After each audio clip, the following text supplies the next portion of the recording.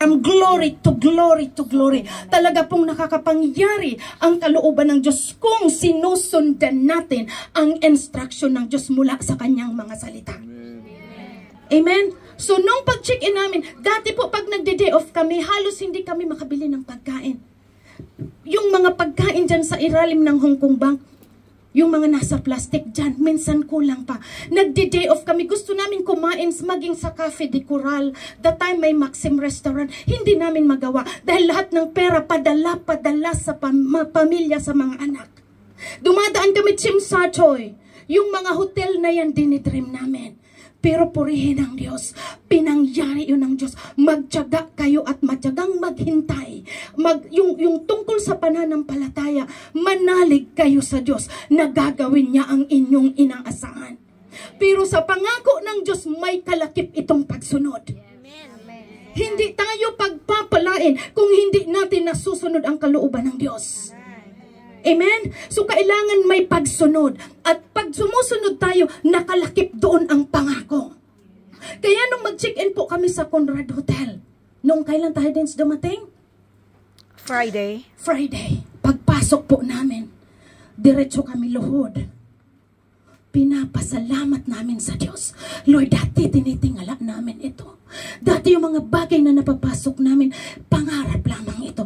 Pero pinatunayan mo. Andito kami ngayon, buhay na patotoo. Hindi sinungaling ang Diyos. Pero kailangan tayong sumunod. At ito po ang babasahin ko ngayon, sa Corinto chapter 1. Sa Corinto, sa mga taga-Corinto, nagkataon po kasi na ito ang binabasa namin ngayon, chapter 1 ng Corinto. Ang sulat na ito ni Pablo ay para sa iglesia sa Corinto. Itong Corinto po, sa Corinth, ito pong lugar ng Corinto, isang maunlad na bayan, pinagpala sa lugar ng Greece.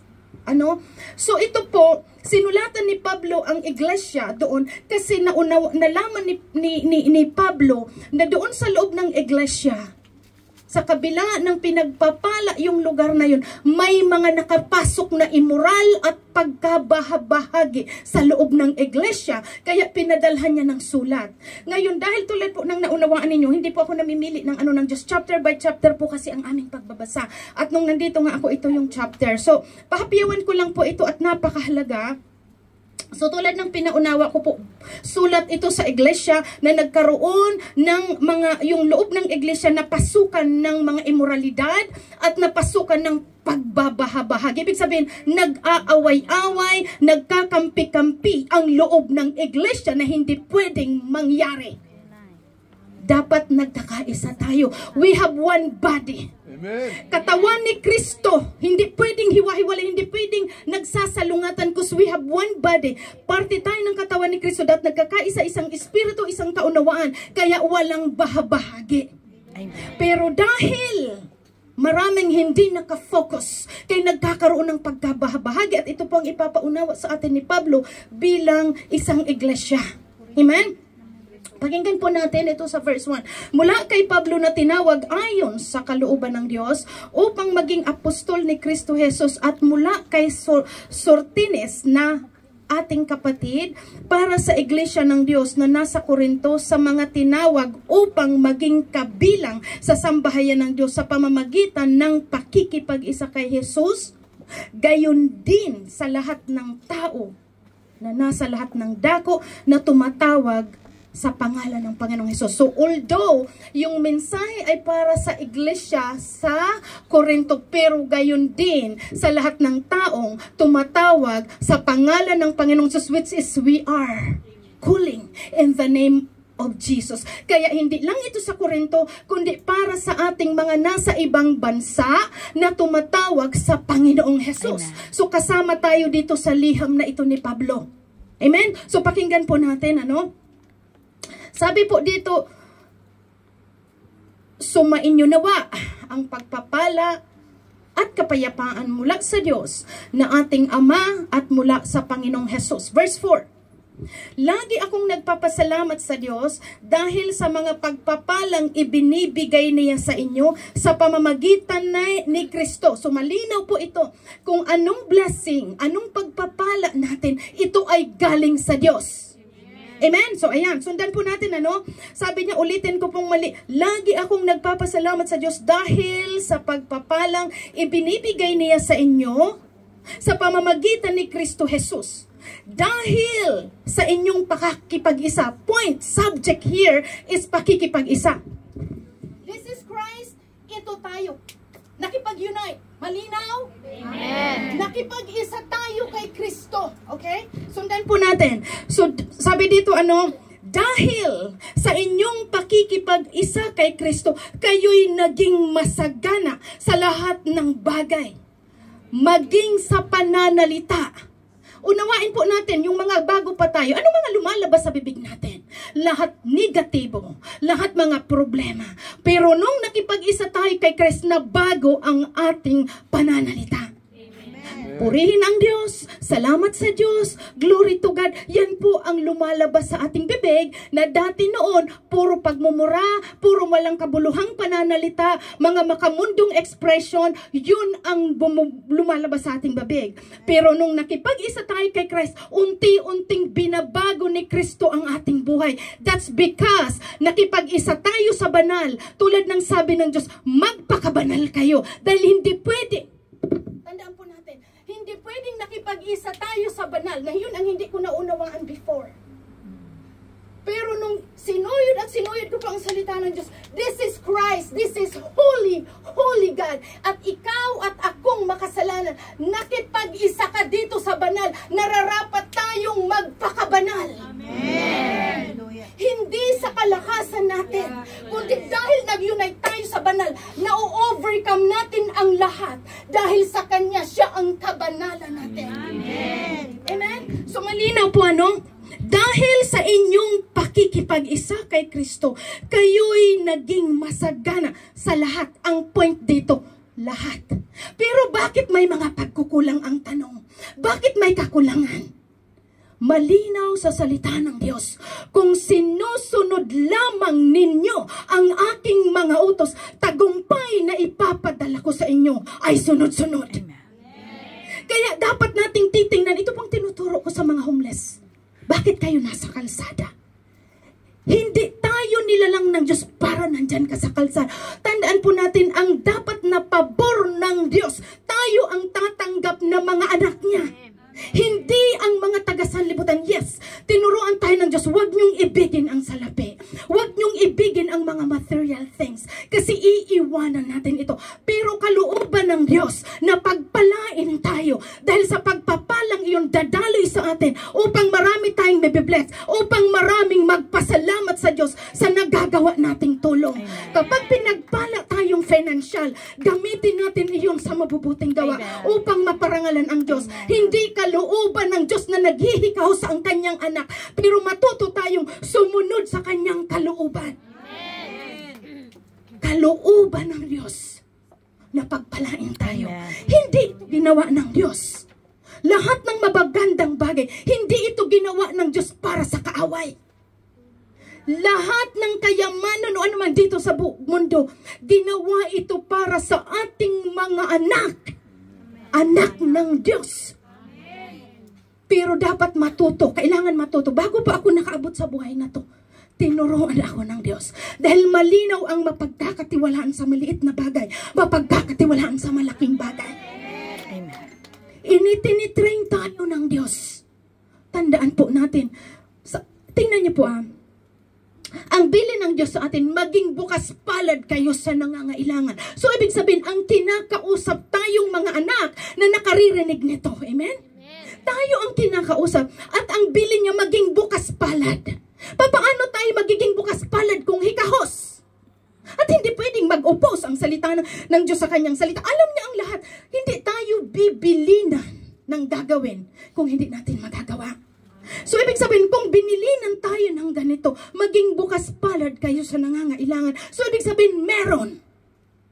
Pero ang key, sumunod kayo sa aking utos. Ang pagsunod.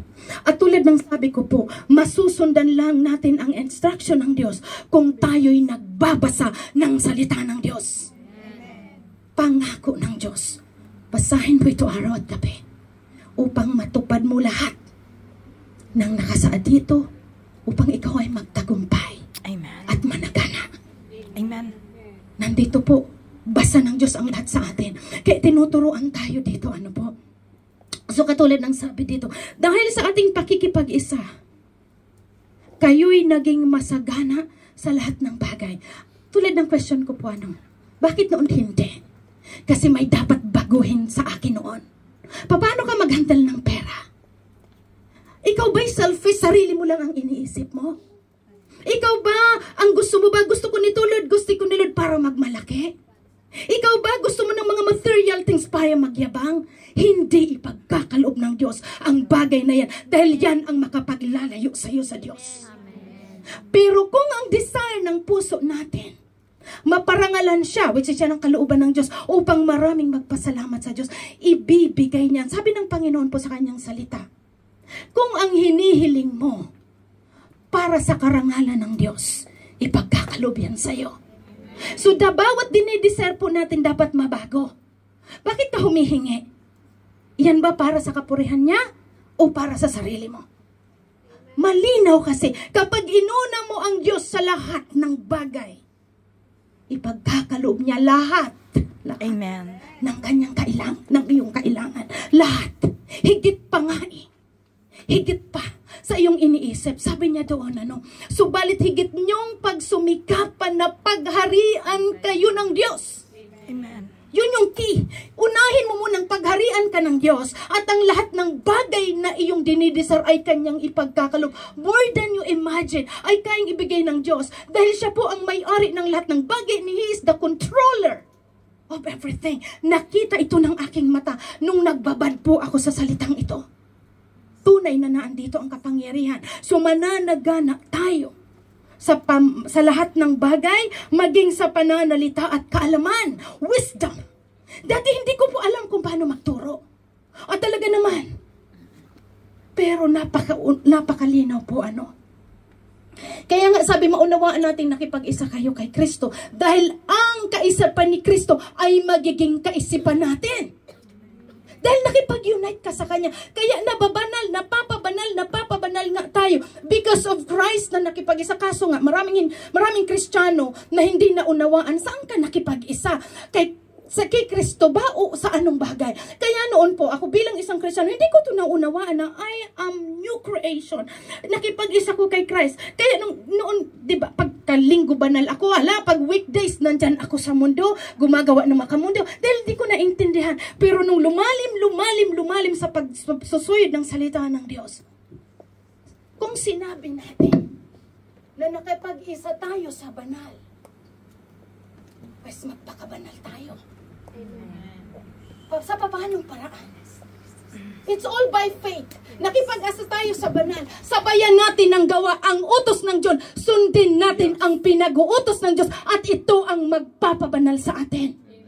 Hindi tayo nagiging banal dahil ang gusto natin ang sinusunod natin.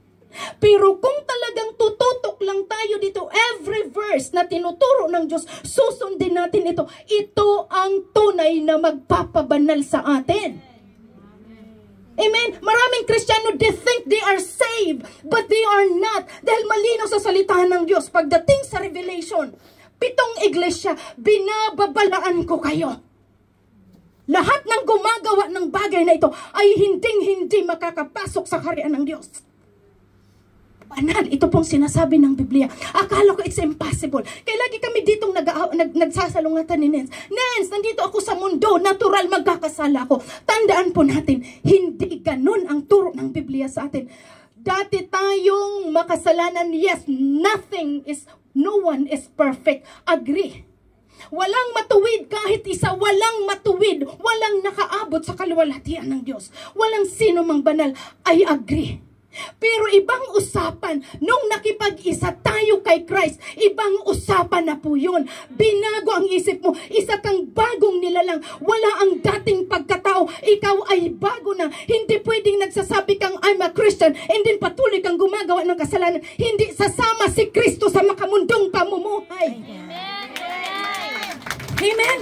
Maraming Kristiyano ang akala saved, pero patuloy gumagawa ng kasalanan dahil hindi nila malinaw po. Nakipag-isa ka sa banal. Hindi pwedeng kaladkarin natin si Kristo sa mundong gawain at sasabihin natin, we are with Christ. Hindi pwedeng magsama ang dyablo at si Kristo sa ating buhay. Yan po ang dapat nating maunawaan. Magpakabanal kayo. You are a new creation. All things are gone. Tapos na, yun ang sabi ng Panginoon. Tinanggap niyo si Kristo. Mula nang nilinis tayo na bautismuhan, sa araw hanggang sa pagbabalik, madatnan tayong walang dungis. At ito ang kailangan natin habang nag-e-step tayo sa mundong ito. This is our guidance. At ito ang magpapabanal sa atin. We can do all things through Christ. Amen. And who is Christ, by the way? Christ is the Word of God. Ang salita ng Diyos ay nagkatawang tao at nakasama namin. Kaya kailangan manatili tayo dito. Dahil apart from the Word, lagi tayong tumba at ganun ang nangyari sa akin before. Hindi natin kaya mapagtagumpayan ang gawa ng laman, ang gawa ng mundo sa sariling kaparaanan. Kailangan, kaya nga by faith, nakipag-isa ka sa banal, mansayan mo ang ginagawa mo. Nagmamatch ba sa Word of God? O nagmamatch ba bilang anak ng Diyos ang iyong ginagawa? O nagsasabi ka lang Kristiyano, pero makamundo ang iyong ginagawa? Hindi pwede ang bagay na yon.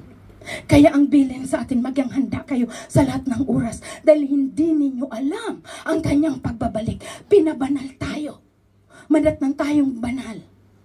We have enough sufficient na armor na ibinigay sa atin. The armor of God. We can do all things na dapat magising po tayo. Hindi tayo tinawag na talunan. At lalong hindi tayo tinawag upang panghinaan loob. Espiritu ng Diyos ang tinanggap natin. Yung espiritong bumuhay sa Panginoong Hesukristo ang siyang tinanggap natin. Hindi espiritu ng kahinaan ng loob ang ating tinanggap. Ito'y kapangyarihan, pag-ibig, at pagpipigil sa sarili. Amen? Kaya kapag may mga weakness, the time, ang dami ko, hayag po sa lahat. Lahat tayo, may mga weakness. But kung nauunawaan natin, hindi kahinaan ng loob ang ating tinanggap, kundi kapangyarihan, pagpipigil sa sarili at pag-ibig. So, tandaan po natin, So, ito po, sabi dito, maging sa pagkaunawa at pagpapasya. Pagpapasya.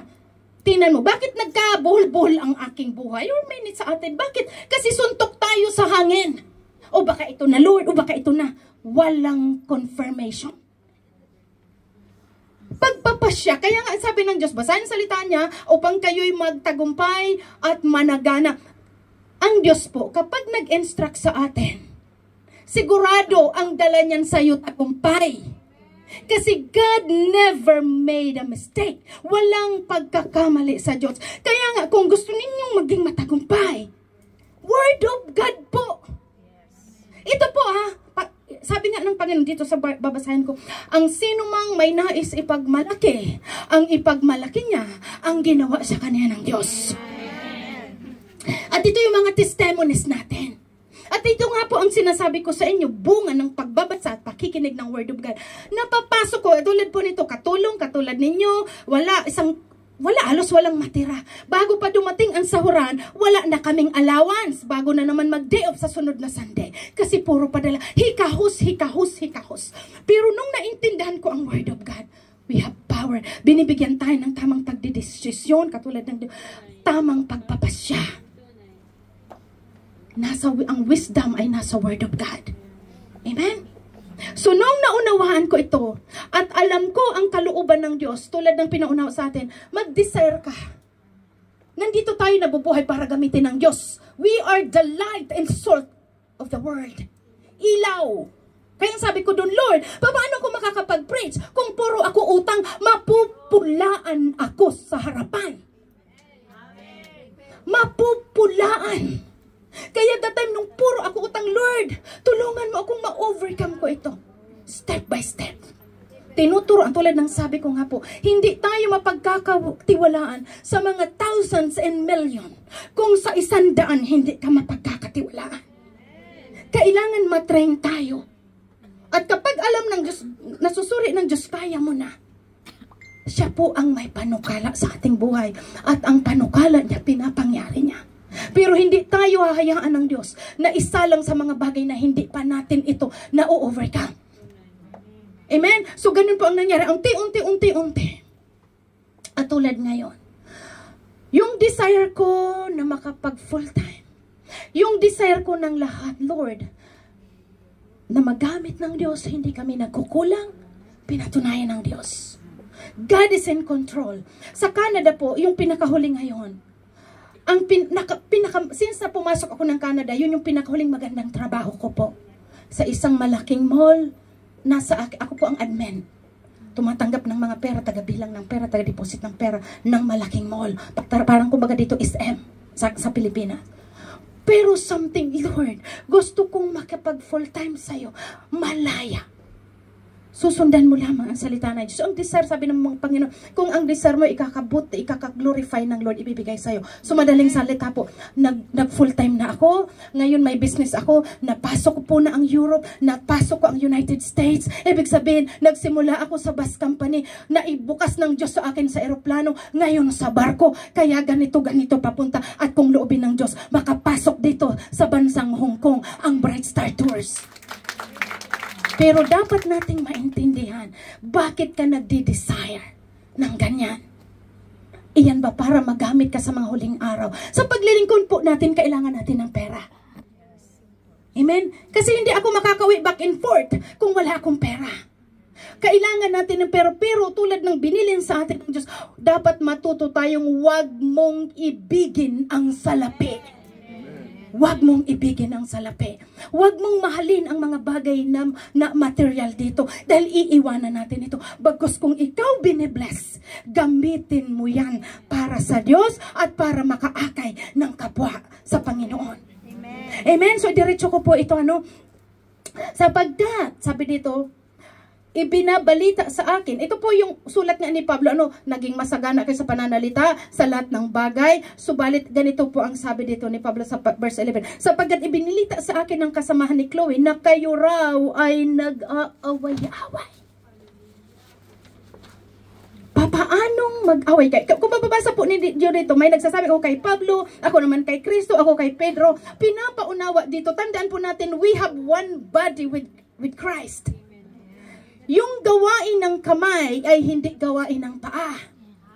Pero isang katawan itong kumikilos para sa Diyos. Kaya hindi pwedeng magbahabahagi tayo sa loob ng iglesia na si ganito, si ganyan. Hindi pwedeng mag-away-away. For we have one body. Katawan mo, ang kapatid mo, katawan mo. At hindi pwedeng ang sa kamay ko sampalin ang sarili ko.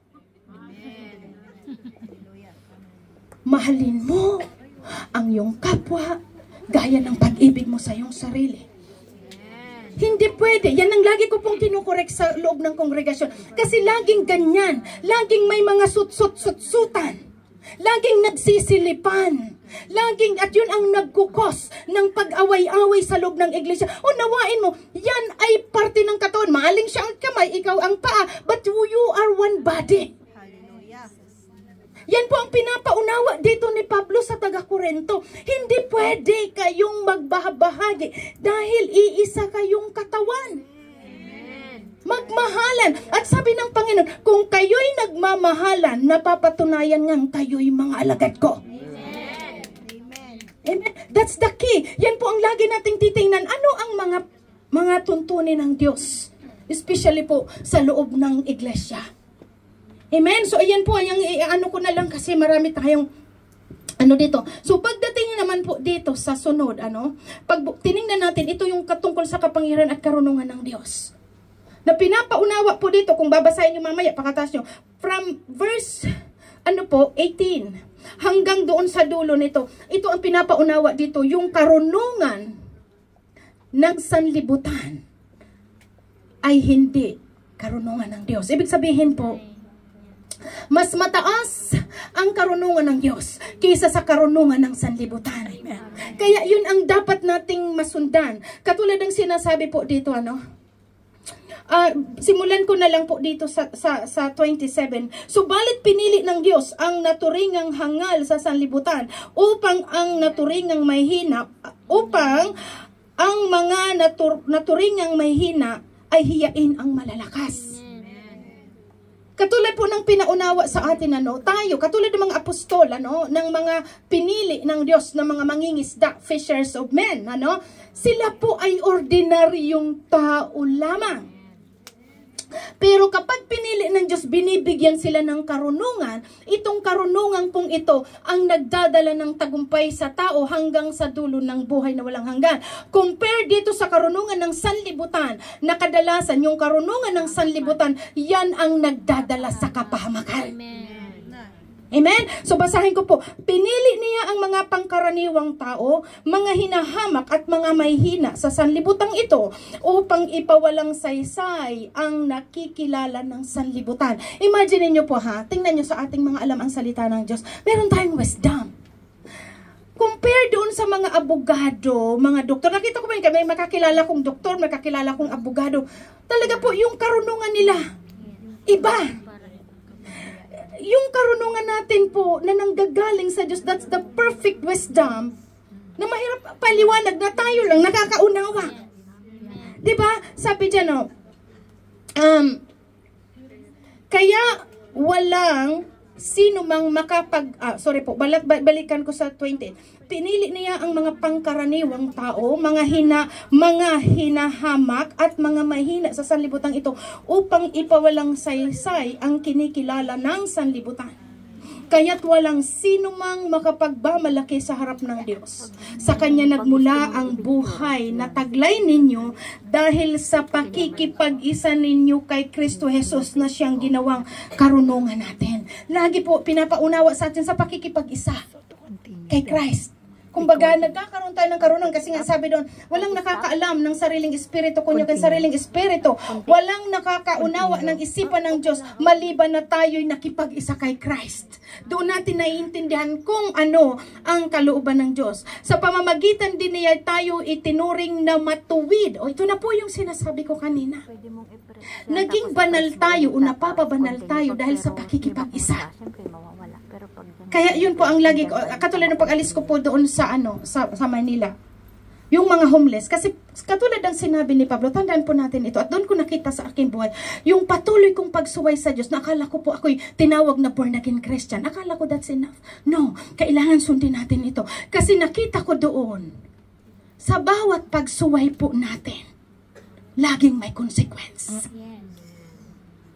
Habang nagpapatong-patong ang kasalanan at pagsuway natin, nagpapatong-patong ang consequence. At yun ang nagpapahirap sa tao.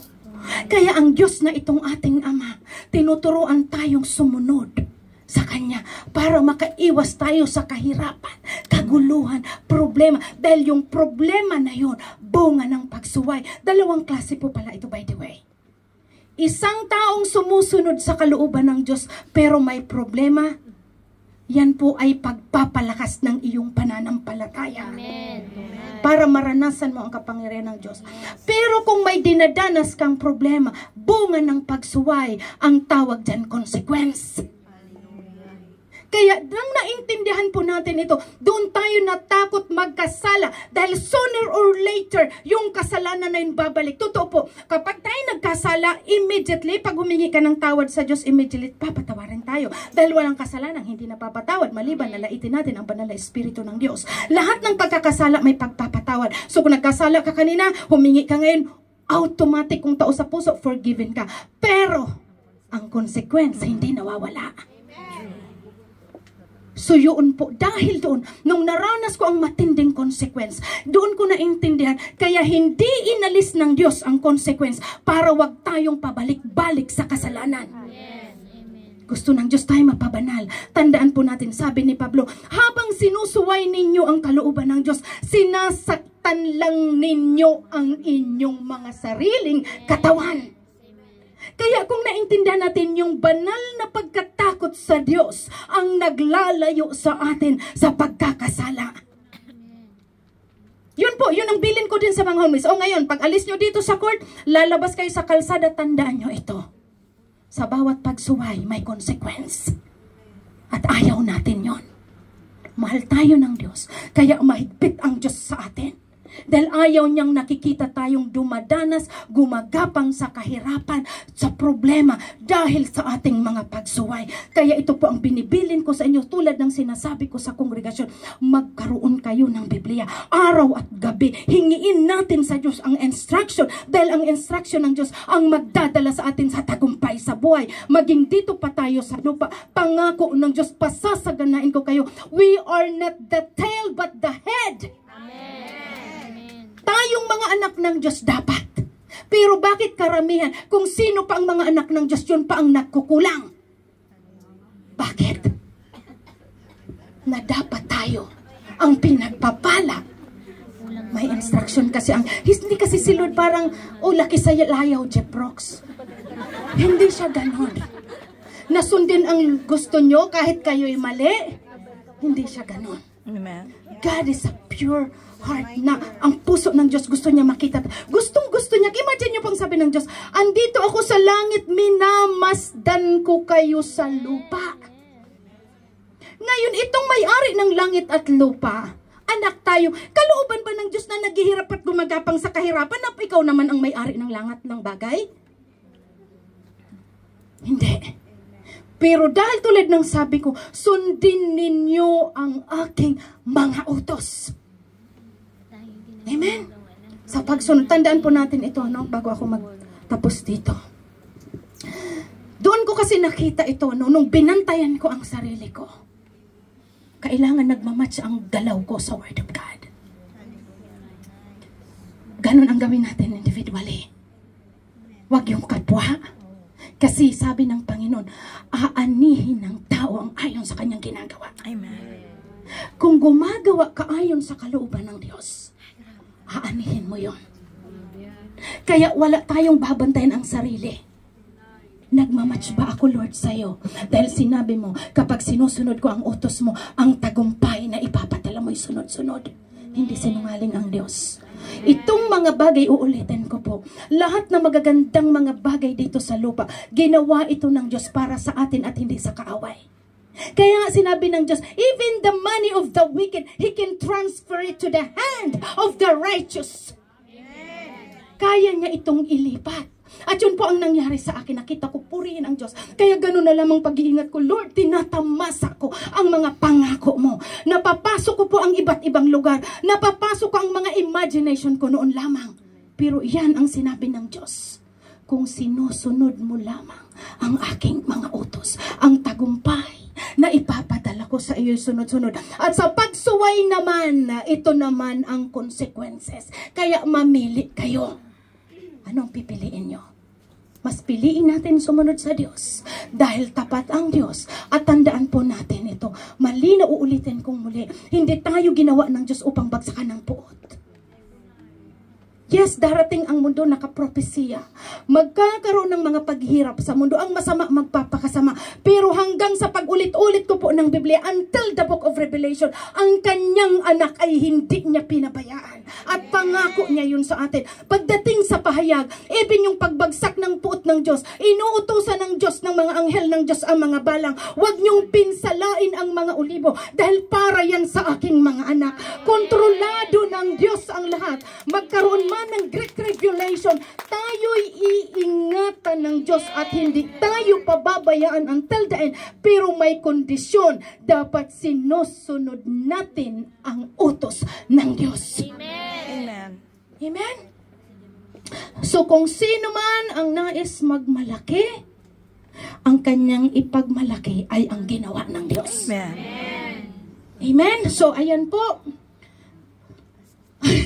Hallelujah. Glory to God. So, ayan po ang masasabi ko sa inyo. I'm a full-time now sa business at imposible sa paningin ko. Pero kung titingnan nyo po,